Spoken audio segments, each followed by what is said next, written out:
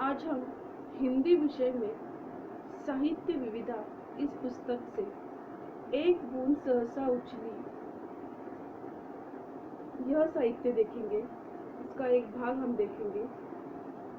धुमक्कड़ी एक प्रवृत्ति ही नहीं, एक कला भी है। देशाटन करते हुए नए देशों में क्या देखा, क्या पाया, यह जितना देश पर निर्भर करता है उतना ही देखने वालों पर भी एक नजर होती है, जिसके सामने देश भूगोल की किताब के नक्शे जैसा या रेल जहाज के टाइम टेबल जैसे बिछे रहता है। एक दूसरी होती है जिसके स्पर्श से देश एक प्राणवान प्रतिमा से अपने सामने आ खड़ा होता है।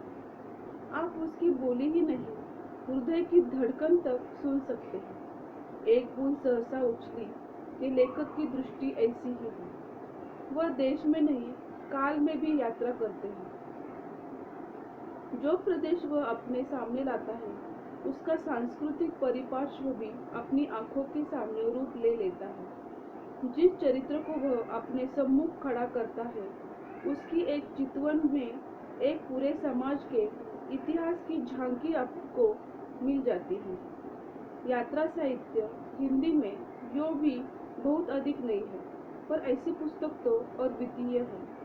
लेखक संस्कारों से भारतीय है, मानव जाति से वह तो तादात्म्य खोजता है, उसमें वह केवल एक संयोग है, पर विभिन्न देशों के वर्णन और वृत्तांत की ओट में भारत और भारतीयता की जो गौरवमयी प्रतिमा वह स्थापित करता है वह उसकी कला दृष्टि और शिल्पकला का प्रमाण तो देती ही है, उसकी वैचारिक निष्ठा का भी प्रमाण है। घुमक्कड़ी का शास्त्र दूसरों ने लिखा है, पर एक बूंद सहसा उछली घुमक्कड़ी का काव्य है।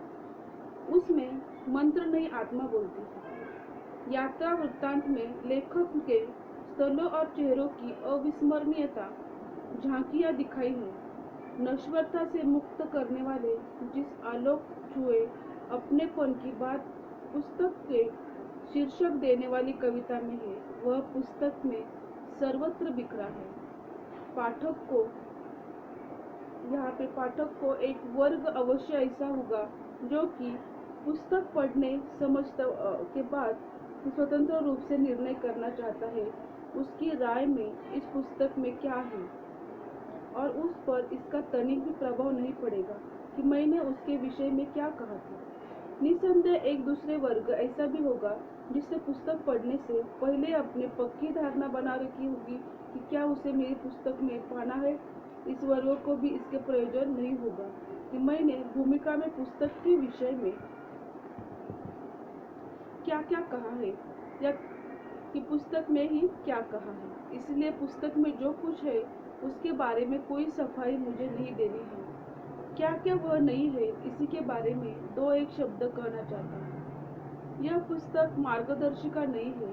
इसके सहारे यूरोप की यात्रा करने वाला यह जान लेना चाहे कि कैसे वह कहाँ से कहाँ जा सकेगा, या कैसे मौसम के लिए कैसे कपड़े उन्हें पहन लेने चाहिए, या कि कहाँ कितने में उतना खर्चा चल सकेगा, तो उसे निराशा होगी। तो यह जानना चाहते हो कि कहाँ से नायलॉन की साड़ियाँ या कैमरे या घड़ियाँ या सेंट या ऐसी दूसरी चीज़ें जो कि भारतवासी विदेश से कला वस्तुओं के एवज में लाते हैं, जो कि विदेशी यहाँ से ले जाते हैं, कहाँ से किफ़ायत में मिल जाएगी। उनके भी काम की यह वो पुस्तक नहीं होगी। वास्तव में ऐसे पाठक को यह पुस्तक पढ़ने की कोई आवश्यकता नहीं है, और मैं तो लेखकों में से नहीं हूँ जो समझते हैं कि अगर पाठक ने मुगालते की किताब खरीद ली तो वह भी लाभ ही हुई, क्योंकि बिक्री तो हुई। जिस पाठक के द्वारा मैं पढ़ा जाना चाहता हूँ उसका स्वरूप मेरे सम्मुख स्पष्ट है। मैं उसका सम्मान भी करता हूँ और इसीलिए भरसक उसी भ्रांति में नहीं रखना चाहता, न भ्रांत होने का अवसर देना चाहता। उस मेरे वंचित पाठवर्ग में समाज के और शिक्षा के सभी स्तरों के लोग हैं। अशिक्षा शिक्षा का स्तर नहीं है, उसका नकार है। उसमें ऐसे भी है जो अंग्रेजी के अलावा दूसरी विदेशी भाषाएं जानते हैं और इसके बावजूद हिंदी भी पढ़ लेते हैं, और ऐसे भी है जो कोई विदेशी भाषा नहीं जानते या हिंदी में अतिरिक्त कोई दूसरी भाषा नहीं जानते।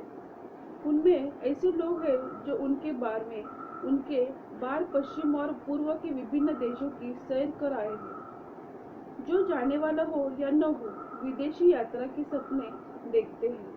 और ऐसे भी है जिनके समूह ऐसी कोई संभावना ही नहीं है और इसके लिए विशेष उत्कंठा भी नहीं है।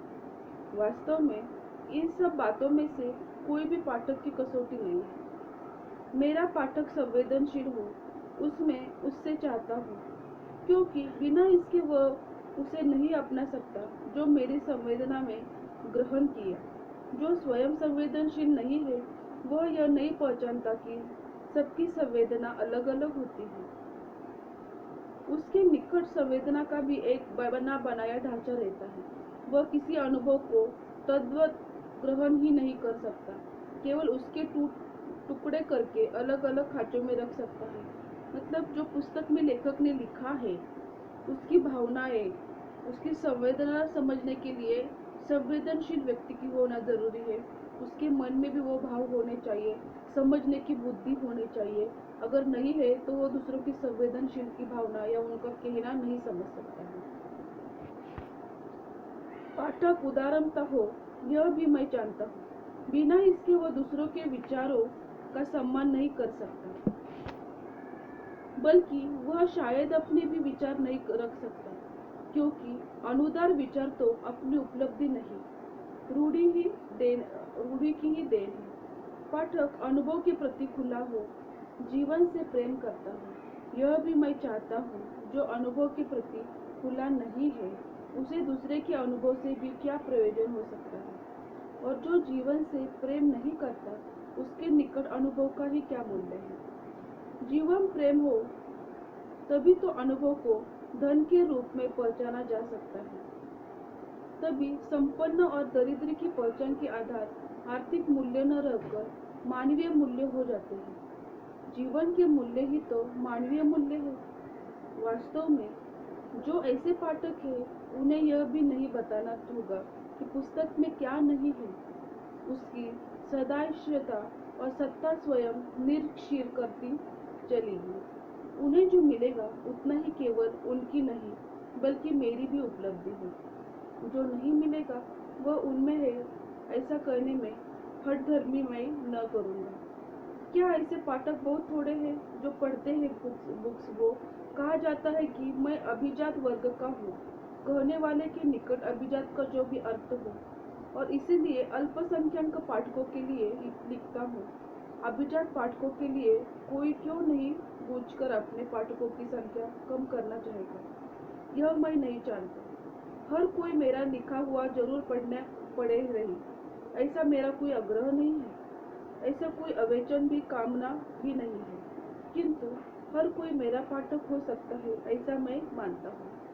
मानव में मेरी श्रद्धा है, मानव मात्र को मैं अभिजात मानता हूँ। मेरा परिश्रम उसके काम आवे, इसे भी मेरी सफलता है। ऐसा वो कह रहा है कि मेरा जो पुस्तक है वो आपने पढ़ना ही चाहिए, ऐसा कुछ नहीं, लेकिन मैंने जो लिखा है वो सब आपके काम आना चाहिए, इतनी ही मेरी प्रार्थना है।